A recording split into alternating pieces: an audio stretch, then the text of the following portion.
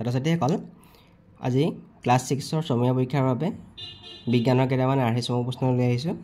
এই প্ৰশ্ন এটা অকণমান আলোচনা কৰোঁচোন। প্ৰথম প্ৰশ্ন সুধিছে তলৰ কোনবিধ ভিটামিন বিৰ উৎস? অপশ্যন দিয়া আছে মাছ, গাখীৰ, যকৃত, বিলাহী। এই ভিটামিন বিৰ উৎস হ'ব ইয়াত যকৃত। চি নম্বৰটো ইয়াৰ শুদ্ধ উত্তৰ। 2 নম্বৰ প্ৰশ্ন গাখীৰৰ পৰা সৰ পৃথক কৰিবলৈ তলৰ কোনটো প্ৰক্ৰিয়া ব্যৱহাৰ কৰিবা? অপশ্যন দিয়া আছে ইয়াত পৰিস্ৰাৱন, আশ্ৰাৱন, মথন। গাখীৰৰ পৰা সৰ পৃথক কৰিবলৈ আমি পৰিস্ৰাৱন প্ৰক্ৰিয়া ব্যৱহাৰ কৰিম। এই নম্বৰটো ইয়াৰ শুদ্ধ উত্তৰ। 3 নম্বৰ প্ৰশ্ন তলৰ কোনটো অশুদ্ধ? অপশ্যন দিয়া আছে কেৱল সূৰ্যৰ পোহৰতহে পানীৰ বাষ্পীভৱন হয়। ইখৎস্বচ্ছ বস্তুৰ মাজেৰে পোহৰ আংশিকভাৱেহে পাৰ হৈ যাব পাৰে। তাৰপিছত দিয়া আছে চি নম্বৰটো চকমাটি পানীত দ্ৰৱীভূত নহয়। ডি নম্বৰ দিয়া আছে শিল অস্বচ্ছ কিন্তু কাঁচ স্বচ্ছ। আমি ডি নম্বৰ অপশ্যনটো চাওঁ, শিল অস্বচ্ছ, শিলৰ মাজেৰে পোহৰ পাৰ হৈ যাব নোৱাৰে, কিন্তু কাঁচ স্বচ্ছ, কাঁচৰ মাজেৰে পোহৰ পাৰ হৈ যাব পাৰে। এইটো হ'ল শুদ্ধ। চকমাটি পানীত দ্ৰৱীভূত নহয়, এইটোও শুদ্ধ। ইখৎস্বচ্ছ বস্তুৰ মাজেৰে পোহৰ আংশিকভাৱেহে পাৰ হৈ যাব পাৰে। ইখৎস্বচ্ছ বস্তুৰ মাজেৰে পোহৰ আংশিকভাৱে পাৰ হৈ যাব পাৰে, এইটো হ'ল শুদ্ধ। কেৱল সূৰ্যৰ পোহৰতহে পানীৰ বাষ্পীভৱন হয়, এইটো হ'ল অশুদ্ধ। গতিকে আমাৰ অপশ্যনটো হ'ব অপশ্যন এটো আমাৰ ৰাইট অপশ্যন হ'ব। 4 নম্বৰ প্ৰশ্ন তলৰ কোনবিধ খাদ্যত কাৰ্বহাইড্ৰেট পোৱা যায়? অপশ্যন দিয়া আছে তিল, মাখন, মাকৈ, বাদাম। ইয়াত শুদ্ধ অপশ্যনটো হ'ব অপশ্যন চি, মাকৈত আমি কাৰ্বহাইড্ৰেট পাম। 5 নম্বৰ প্ৰশ্ন কি ভিটামিনৰ অভাৱত ৰিকেট বেমাৰ হয়? অপশ্যন দিয়া আছে vitamin D, vitamin B1, vitamin C, vitamin A. Rickets বেমাৰ ভিটামিন ডিৰ অভাৱত হয়। এই নম্বৰটো ইয়াৰ ৰাইট অপশ্যন। 6 নম্বৰ প্ৰশ্ন ঢোল বা তবলা বজাওঁতে কঁপি থকা পৃষ্ঠখন তলৰ কোনবিধ গতিৰ উদাহৰণ? বৃত্তীয় গতি, পৰ্যাবৃত্ত গতি, সৰলৰৈখিক গতি। ইয়াৰ শুদ্ধ অপশ্যনটো হ'ব অপশ্যন বি, পৰ্যাবৃত্ত গতি। 7 নম্বৰ প্ৰশ্ন মিশ্ৰণত থকা গধুৰ উপাদানবিলাক পাত্ৰৰ তলিত জমা হোৱা প্ৰক্ৰিয়াটোক বোলা হয় আশ্ৰাৱন, ঘনীভৱন, অৱক্ষেপণ। মিশ্ৰণত থকা গধুৰ উপাদানবিলাক পাত্ৰৰ তলিত জমা হোৱা প্ৰক্ৰিয়াটোক বোলা হয় অৱক্ষেপণ। চি নম্বৰটো ইয়াৰ শুদ্ধ উত্তৰ।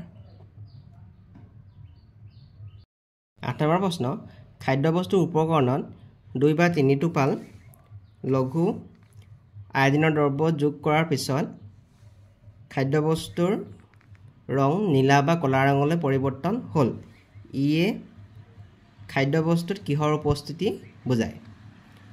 খাদ্যবস্তুত আমি 2-3 টোপাল যদি লঘু আয়ডিনৰ দ্ৰব্য যোগ কৰোঁ, তাৰপিছত যদি খাদ্যবস্তুৰ ৰং নীলা বা ক'লা ৰঙলৈ পৰিৱৰ্তন হয়, তেনেহ'লে কিহৰ উপস্থিতি বুজাই হৈছে? অপশ্যন দিয়া আছে শ্বেতসাৰ, স্নেহ পদাৰ্থ, প্ৰ'টিন। খাদ্যবস্তুৰ ৰং যদি নীলা বা ক'লা হয়, আমি গম পাম যে শ্বেতসাৰ আছে। এই নম্বৰটো ইয়াৰ শুদ্ধ উত্তৰ। তলৰ কোনটো অমিল? লো, কপাৰ, বালি, এলুমিনিয়াম। ইয়াৰ অমিলটো হৈছে বালি। চি নম্বৰটো ইয়াৰ ৰাইট অপশ্যন। তাৰপিছৰ প্ৰশ্ন 10 নম্বৰ প্ৰশ্ন আঁঠুৰ যোৰা কি সন্ধিৰ উদাহৰণ? কেন্দ্ৰীয় সন্ধি, বল আৰু চকেট সন্ধি, কব্জা সন্ধি। আঁঠুৰ যোৰা হৈছে কব্জা সন্ধিৰ উদাহৰণ।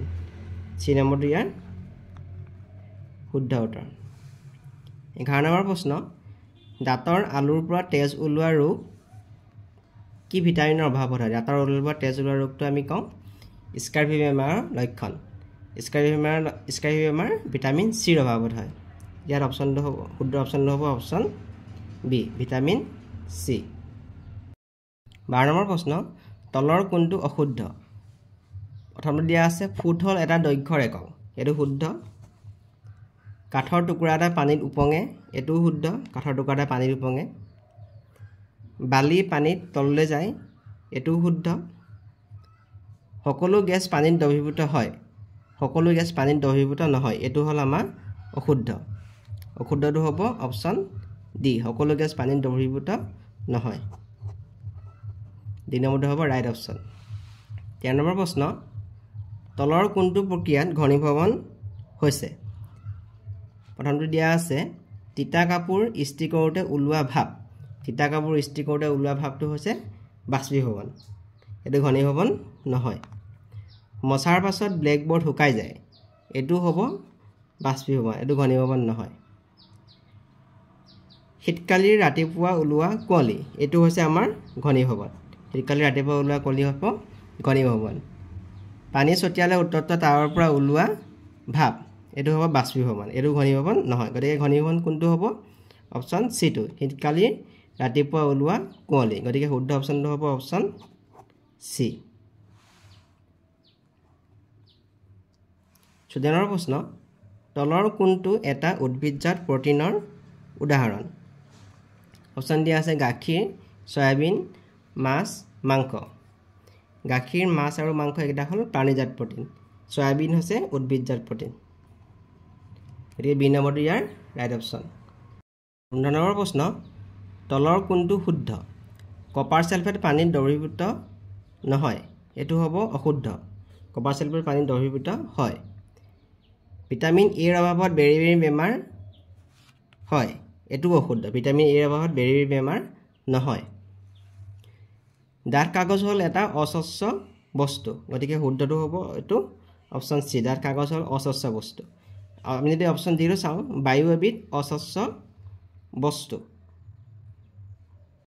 অপচন ডি ৰ চাও বায়ু এবিধ অস্বচ্ছ বস্তু এটো হল অশুদ্ধ বায়ু হল স্বচ্ছ বস্তু এটা কোনটো শুদ্ধ বুলি কম আমি অপচন সি ডাঠ কাগজ হল অস্বচ্ছ বস্তু 16 নম্বৰ প্ৰশ্ন তলৰ কোনটো এটা অচল সন্ধি কব্জা সন্ধি কেন্দ্ৰীয় সন্ধি নিম্ন হনু ঊৰ্ধ্ব হনু অচল সন্ধিটো হ'ব আমাৰ ঊৰ্ধ্ব হনু ডি টু আমাৰ ৰাইট অপচন 17 নম্বৰ প্ৰশ্ন দিল্লী আৰু আগ্ৰাৰ মাজৰ দূৰত্ব জুখিবলৈ তুমি তলৰ কোনটো একক ব্যৱহাৰ কৰিবা millimetre centimetre metre kilometre Delhi আৰু আগ্ৰাৰ মাজৰ দূৰত্ব জুখিবলৈ আমি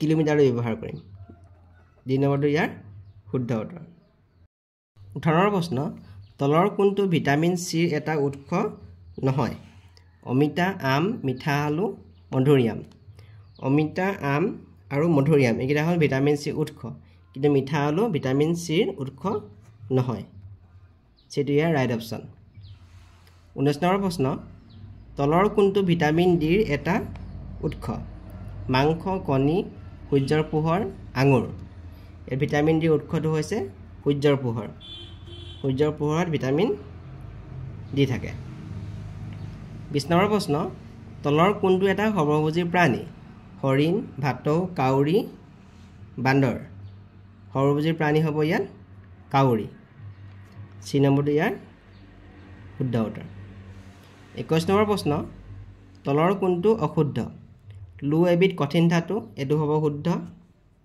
পদাৰ্থ চিকিৎসানী ধৰ্মগতক দুটি বোলা হয় এটো শুদ্ধ বিলাহীত ডি ভিটামিন থাকে এটো হল আমাৰ অশুদ্ধটো হ'ব সি টু আজিত খাদ্যক ৰক্ষাহাৰ বোলে এটো শুদ্ধ গতিকে অশুদ্ধ কোনটো হ'ব সি টু বিলাহীত ডি ভিটামিন নাথাকে বিলাহীত সি ভিটামিন থাকে গতিকে ৰাইট অপচনটো হ'ব option C. Please subscribe and share my videos.